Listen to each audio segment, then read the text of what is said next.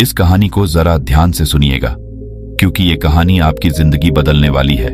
क्या आपको पता है कि हिमालय की पर्वत श्रृंखलाओं पर कई ऐसे साधु संत रहते जो कई हजार सालों से जिंदा हैं।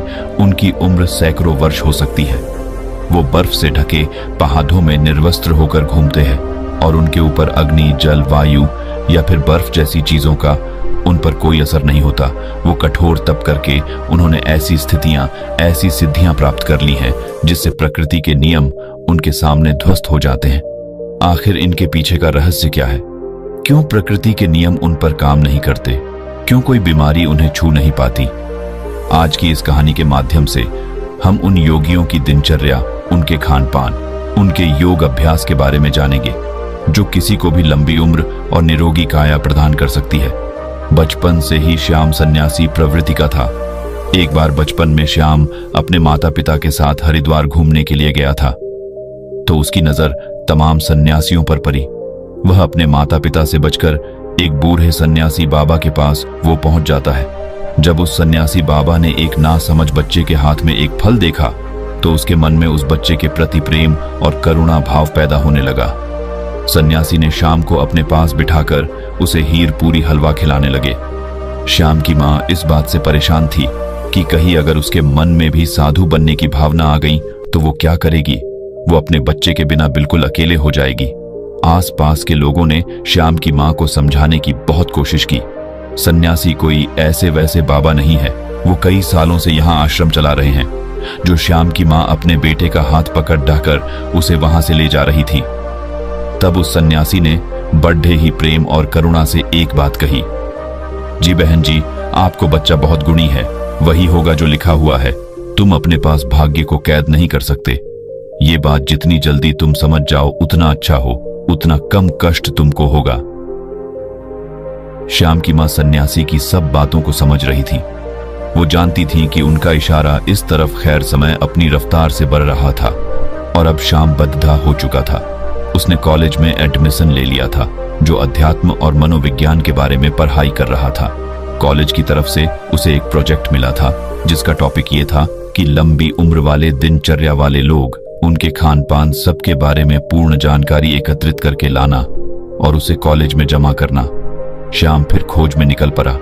जो कई साल से स्वस्थ जीवन जी रहे थे, बूढ़े होने के बाद भी उनके शरीर में जटिलता थी। दृष्टि, कान और बाकी सभी इंद्रिय जो कि ठीक प्रकार से काम कर रही थी। कई सन्यासी तो ऐसे ऐसे भी मिले थे जो 100 साल को पार कर चुके थे और पूरी तरह से स्वस्थ भी थे।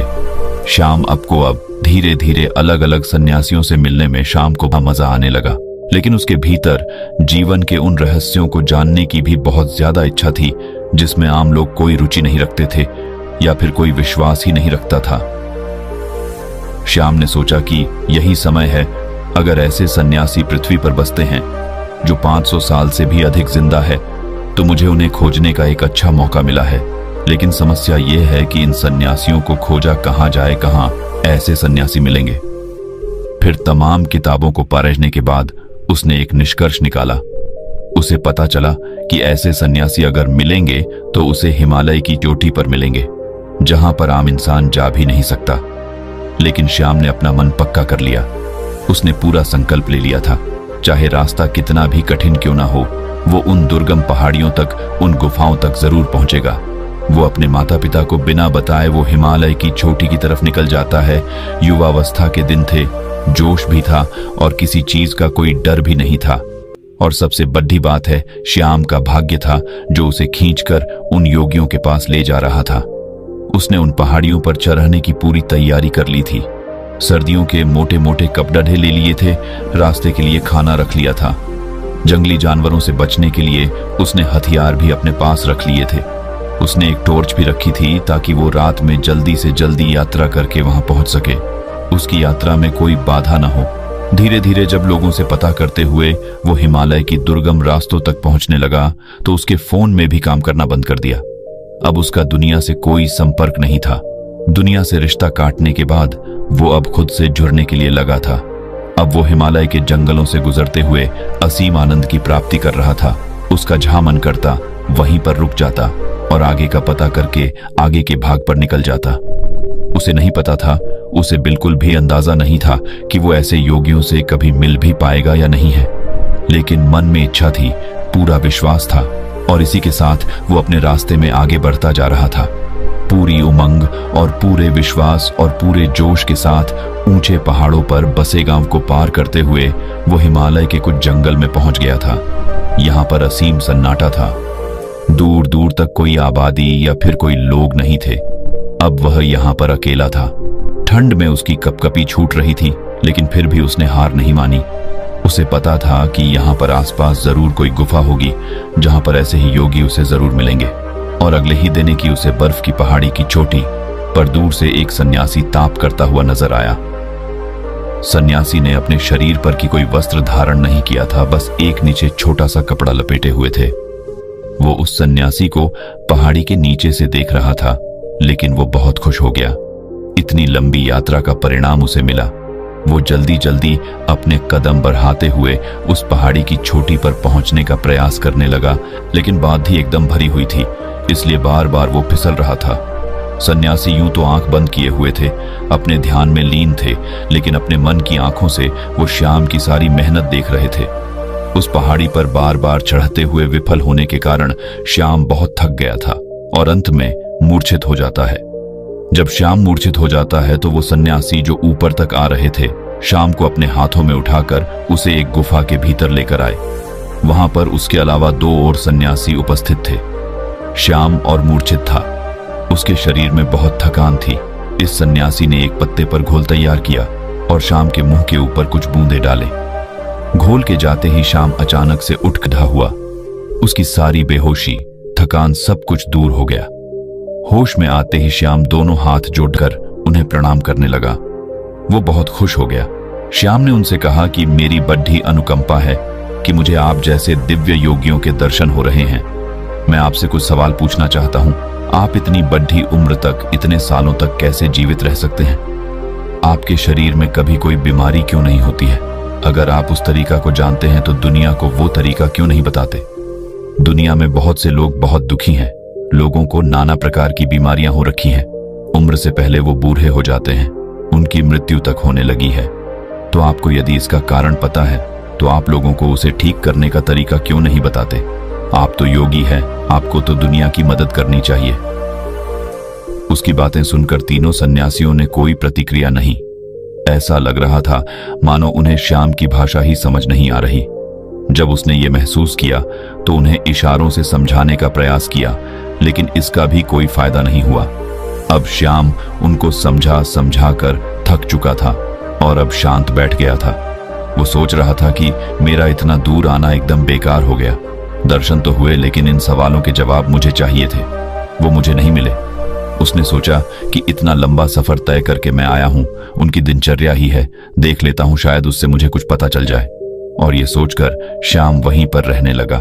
सन्यासी एक दूसरे से बिल्कुल बात नहीं करते, एकदम मौन रहते थे। यदि किसी एक सन्यासी को दूसरे से काम होता तो वो मन ही मन एक दूसरे के मन की बात को समझ लिया करते थे। अब शाम को बेचैनी होने लगी थी कि भला एक गुफा में चुपचाप बैठे रहना, भला ये कैसे संभव है? ये कैसा जीवन है? वो सन्यासी उस गुफा में बैठे सिर्फ योगाभ्यास करते थे, तब करते रहते थे। उनके चेहरे पर, उनकी आंखों में एक गजब का ठहराव था, एक गजब की शांति। जो भी उनके मुखमंडल की आभा को, हाव भाव को देख लेंगे, वो आकर्षित हुए बिना रह नहीं सकते। श्याम ने पाया कि सन्यासी खाना बहुत कम खाते थे और जो भी बनाते थे उसे पूरे मन से बनाते थे। और सुबह उठकर, तब सुबह मुहूर्त में उठकर ठंडे पानी से स्नान करना और सर्दियों की धूप में बर्फ पर बैठकर ध्यान साधना करना उनका रोज का काम था। 2 दिन तक उनके अनुसार काम करने के बाद वहां रहकर ऊब चुका था। वो न तो किसी से बात कर पा रहा था और न ही अपने मन के ख्यालों को शांत कर पा रहा था। 3 दिन बाद श्याम ने वहां से जाने का निर्णय किया। उसने उन सभी सन्यासियों को प्रणाम किया और उन्हें प्रणाम करने के बाद कहा कि शायद मेरा प्रणाम भी आप लोग स्वीकार ना कर रहे हो, जो कि आपको इसका मतलब ही नहीं पता होगा, लेकिन मैं आपसे मिलकर धन्य हो गया और मैं अब आपसे विदा लेना चाहता हूं। और ये कहकर अपने चेहरे पर मुस्कान लिए वो योगियों के पैर छूकर जैसे ही चलने को तैयार हुआ, तभी उसके कानों में बूढ़े सन्यासी की आवाज सुनाई दी। बूढ़े सन्यासी ने कहा, कि अपने सवालों का जवाब तो सुनते जाओ। यह सुनकर श्याम बहुत हैरान हुआ। वो कुछ बोलना चाह ही रहा था, तभी साधु ने कहा कि सबको अपने मन के सभी सवालों के जवाब चाहिए, लेकिन सभी सवालों का जवाब मौन में छिपा हुआ है। तुमने मौन रहकर बिना किसी सवाल किए हमारी दिनचर्या को देखा और समझा। अगर मैं तुम्हें यह बताने का प्रयास करता तो तुम एक कान से सुनते और दूसरे से निकाल देते, और यही तो दुनिया करती है। सचमुच में सुनने का कौन इच्छुक है? ज्ञान पाने का सवाल यहाँ पर। 3 दिन तक इस दिनचर्या का पालन करने के बाद तुम्हारा मन टूट गया, मतलब तुम भी नहीं जानते इन सब तरीकों को जानना। हालांकि तुम्हें पता है कि हमारे इस भोजन, इस दिनचर्या के कारण हमारा शरीर हमेशा निरोगी रहता है, हमेशा स्वस्थ रहता है, लेकिन तुम इसका पालन 3 दिन भी नहीं कर सकोगे। चौथे दिन में तुम वापस घर जा रहे हो। दुनिया में ऐसे बहुत कम लोग होते हैं जो मौन रहकर दूसरे के ज्ञान को खुद प्राप्त कर लेते हैं। अगर तुम मौन रहना, चुप रहना सीख जाओ तो तू दूसरे के ज्ञान को प्राप्त कर सकते हो, वो भी बिना उससे पूछे। श्याम ने मुस्कुराते हुए हाथ जोड़कर महात्मा से पूछा, हे महात्मा, आप ये बताने की अनुकंपा करें कि आप कौन सा योग अभ्यास करते हैं? क्या आपकी दिनचर्या है जिसके कारण आप इतने सालों तक जीवित? देखने में तो आपकी उम्र 60-70 साल लगती है, लेकिन लोगों का कहना है कि यहाँ पर लोग 5000 साल से जिंदा हैं। तो क्या ये सत्य है? सन्यासी ने मुस्कुराते हुए नादान और भोले श्याम के सिर पर हाथ फेरा और फिर श्याम को सबसे पहला तरीका बताया। उन्होंने श्याम से पूछा कि हमारे शरीर का सबसे बढ़ा भोजन क्या होता है? श्याम सोच में पड़ गया, उसे कोई जवाब नहीं आया। सब सन्यासी ने उसे बताया कि हवा हमारे शरीर के लिए सबसे बढ़ा जरूरी भोजन होता है। हवा हम 24 घंटे खाते रहते हैं और हवा हमारे शरीर के लिए सबसे ज्यादा महत्वपूर्ण होती है। लेकिन आजकल के समय में बुरी हवा प्रदूषित हो चुकी है, इसलिए जो प्रदूषण से भरी हवा तुम्हारे शरीर में जा रही है वही तुम्हारे शरीर में बीमारियों को जन्म दे रही है। इसलिए यदि तुम घर पर ऐसे कमरे में रहते हो जहां पर हवा का आना जाना कम होता है, जैसे कि एयर कंडीशनर वाले रूम में होता है, उसमें ताजी हवा आना जाना भी नहीं हो पाता। इसलिए तुम्हें अपने कमरे में ऐसे पौधे लगाने चाहिए जो 24 घंटे हवा यानी कि ऑक्सीजन देते हैं। छोटे छोटे बेल को किसी बोतल में डालकर अपने कमरे में रख सकते हो जो तुम्हें 24 घंटे ऑक्सीजन देंगे। लोग ये भी भूल जाते हैं कि जिस सांस को वो ले रहे हैं कितना शुद्ध है वो वो कभी आकलन ही नहीं कर रहे हैं। यदि वो लोग तो कभी सोच पाए तो शायद प्रदूषण से मुक्त दुनिया हो पाए, हमारी पृथ्वी स्वर्ग हो सकती है। दूसरा जरूरी बात होता है खान पान। अधिकतर लोग ज्यादातर समय खाते रहते हैं, लेकिन हमारा शरीर भी एक यंत्र होता है और यंत्र को भी काम करने के लिए आराम चाहिए होता है। इसलिए हर समय खाते ही नहीं रहना चाहिए, कभी भी पूरा पेट भरकर नहीं खाना चाहिए। हमेशा अपने पेट में एक रोटी की जगह छोड़ देनी चाहिए ताकि तुम्हारा पेट हल्का रह सके, थोड़ा खाली रह सके और सांस लेने में भी कोई परेशानी ना हो। तीसरा तरीका होता है हमारी दिनचर्या। सही तरह की दिनचर्या में तुम्हारा योग अभ्यास, शारीरिक व्यायाम, प्राणायाम। अगर तुम दिनचर्या के रूप में यह कर रहे हो तो तुम्हारे शरीर कभी कोई बीमारी आ ही नहीं सकती। लेकिन हम सिर्फ बहाने ढूंढते हैं, हम कुछ करना नहीं चाहते। सब कुछ हमें बैठे बैठे चाहिए और शरीर को जितना आराम दोगे वो उतना ही खराब होगा, बेकार होता जाएगा। इसलिए शरीर से हमेशा काम लेते रहो, उसमें एक आलस पैदा मत होने। दिनचर्या, हवा और खान पान, इन तीनों को तुम दुनिया में रहते हुए कैसे सुधार सकते हो, इस पर विचार करना। तभी तुम्हारा जीवन बदलेगा, तभी तुम्हें दूसरे लोगों को भी जागरूक कर पाओगे। लेकिन तुम्हारी बात सुनेगा कौन कौन? बाजार के स्वादिष्ट व्यंजनों को छोड़कर प्रकृति से मिलने वाले फल, सब्जियां या पत्ते खाने का कौन इच्छुक होगा? लोग तो वही खाना चाहते हैं जो उनको स्वाद देता है। देखने में भी वही देखना चाहते हैं जो उनकी आंखों को अच्छा लगता है, और इसलिए उनकी इंद्रियां वासनाओं की गुलाम हो जाती है और धीरे धीरे वही हमारे दुख का कारण बनती चली जाती है। इसलिए तुम बढ़त से बचने का प्रयास मत करो, बल्कि उस काम को पूरी मजे से करने का अभ्यास करो। तब तुम्हारी इंद्रियां आजाद हो जाएंगी और उसके बाद तुम्हारा मन भी एकदम खाली हो जाएगा, वो भी आजाद हो जाएगा। फिर उसके अंदर भी वो भावना होगी जिसे हम समाधि कहते हैं, जो आनंद की चरम सीमा होती है। और ये कहकर श्याम के सिर पर हाथ रखा उसे आशीर्वाद देते हुए वो उसे वहां से भेज देते हैं।